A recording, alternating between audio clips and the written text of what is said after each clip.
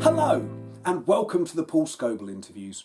On today's programme we'll be talking to the UK government's chief Brexit negotiator, Peregrine Fortescue Smythe. Hello! Hello.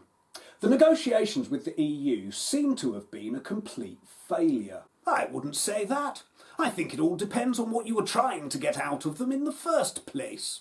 Well, I assume we were trying to get a mutually beneficial agreement on trade and regulations for the people of the EU and the British people.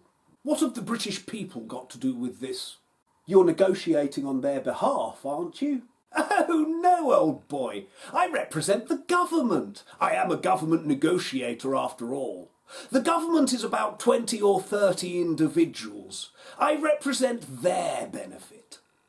How does crashing out with a no deal Brexit benefit the government? It doesn't sound like it's very good for the country. For God's sake, stop going on about the country. That has got nothing to do with it. This is about the self-interest of the individuals in government, their advisers and their friends. But this is mainly about short-selling the stock market and money markets. What's short-selling? It's a practice done by investment bankers and hedge funds where they borrow stock for an agreed upon amount of time and for a fee from a long-term owner such as a pension fund. The hedge fund then sells the stock and hopes that the stock will drop in value before they have to rebuy the stock and return it to the pension fund. If the stock goes down in value, they make a fortune. If it goes up in value, they lose a fortune. So if the FTSE plunges due to a no deal, they make a fortune? Yes, and if the FTSE surges due to a deal, they will lose hundreds of millions of pounds. It's a common practice. In October, hedge funds made $1 billion shorting the FTSE 100. Can't they stop the hedge funds from borrowing the stocks?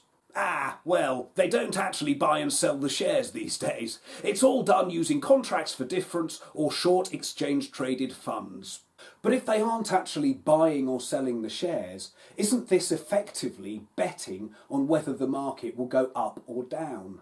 It's not effectively betting, it is betting. Investment banking is the acceptable face of gambling addiction. I'm amazed this is legal.